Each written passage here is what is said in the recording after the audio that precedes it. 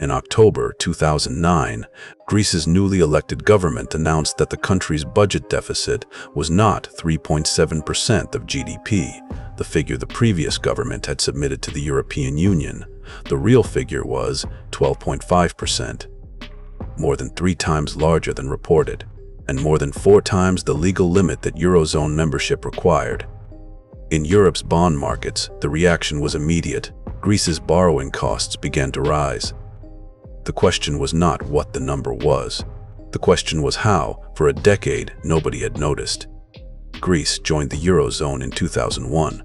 It adopted the euro, agreed to more strict rules on debt and deficits, and spent the following 6 years growing faster than almost every other Eurozone economy. Between 2001 and 2008, its GDP per capita more than doubled, from $13,000 to $28,000. It hosted the 2004 Olympics, spending 11 billion euros to transform Athens. European officials praised it as a model of the benefits of monetary union.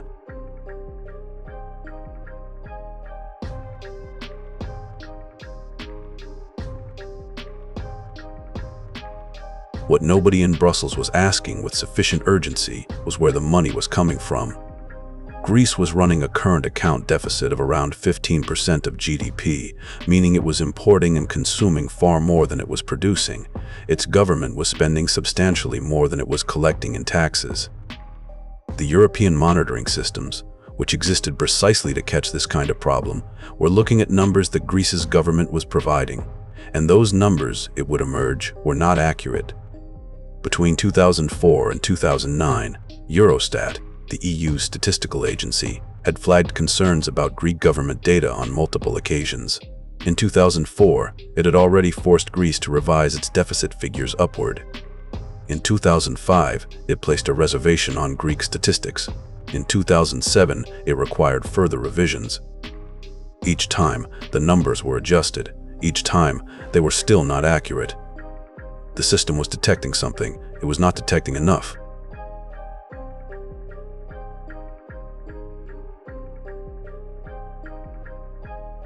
In October 2009, Greece held a general election. The incoming socialist government of George Papandreou sent its new finance minister, George Papakonstantinou, to review the actual state of the government's finances. Days into his new job, he received the updated numbers from the central bank. He later described the moment. Before the election, he said, they had some idea that the numbers were wrong, but they had no idea how wrong. That was the critical moment, he said, when we realized that it was a runaway train.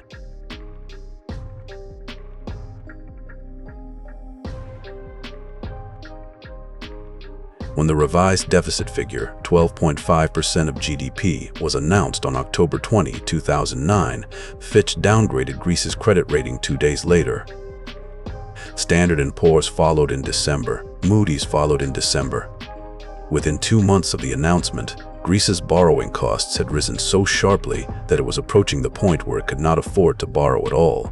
A country that had paid 4.5% interest to borrow was now being asked to pay over 6%. And rising.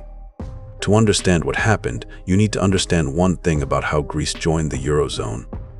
The Maastricht Treaty required all member states to keep their national debt below 60% of GDP and their annual deficit below 3%. When Greece applied to join in 2001, its debt was already at 103% of GDP, almost double the legal limit. Greece was admitted anyway, on the basis of the data it had submitted. That data was inaccurate. Greece had been violating Eurozone rules since the moment it joined.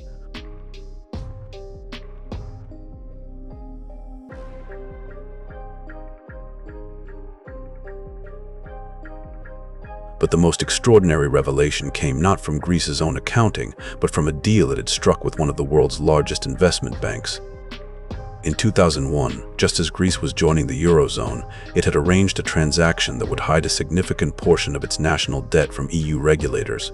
The deal was legal, it was complex, it was secret, and it worked for a decade, precisely because the people who were supposed to monitor Greek finances were looking at the number that emerged from the deal, not at what was underneath it.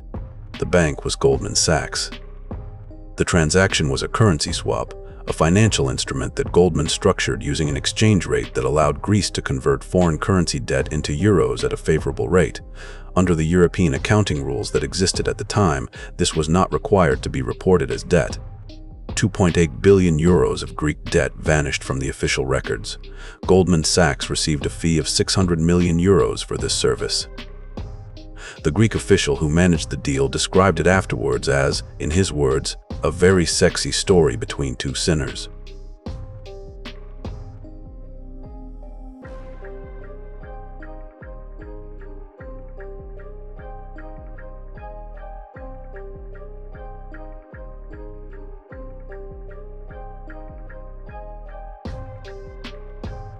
There is one more detail that history has recorded.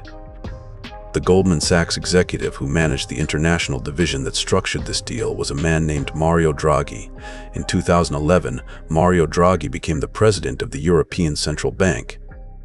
In 2012, facing a new crisis threatening to break up the Eurozone entirely, he stood at a podium and announced that the ECB would do, in his words, whatever it takes to preserve the euro. It worked. He is widely credited with saving the single currency. The man who helped hide Greece's debt in 2001 was the man who saved the euro in 2012.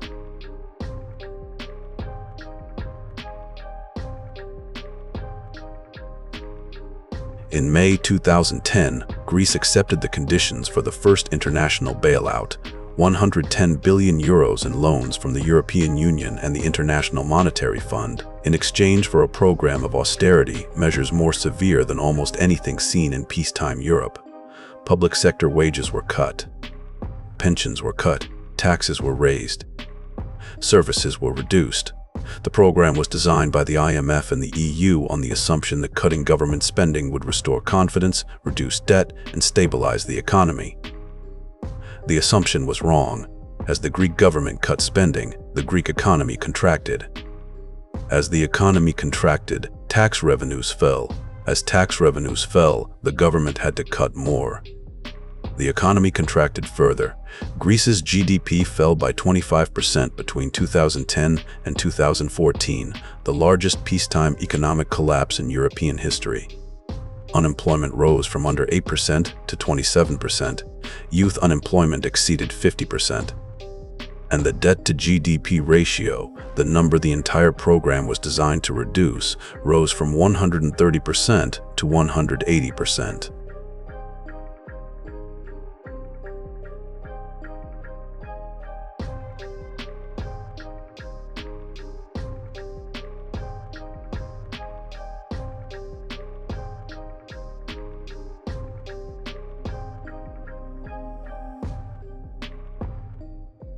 The IMF itself later acknowledged that it had underestimated the damage that austerity would do to economic growth.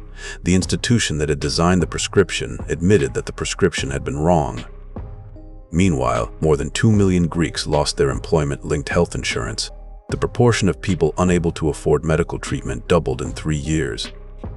And between 2010 and 2015, more than 400,000 educated young Greeks left the country, the largest brain drain in modern European history.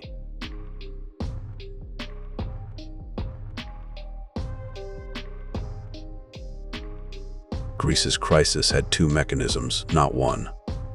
The first was a decade of governments reporting numbers that were not accurate, using financial instruments specifically structured to make the inaccurate numbers look legitimate.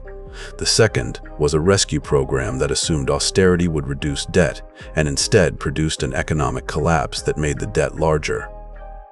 Greece did not fail because its people were poor. It failed because the numbers that described its finances and the assumptions that guided its rescue were both wrong. The banks that held Greek debt were largely protected by the bailout program. The investment banks that had helped structure deals to hide Greek debt were not prosecuted. The ordinary Greeks who had not designed the accounting, had not arranged the currency swaps, and had not voted for the governments that hid the numbers, lost their jobs, their pensions, their health care, and their savings. The question that Greece's crisis still forces is a simple one. In a sovereign debt crisis, who pays? And the second question, if the system that was supposed to monitor Greece's finances failed for a decade, whose system was it?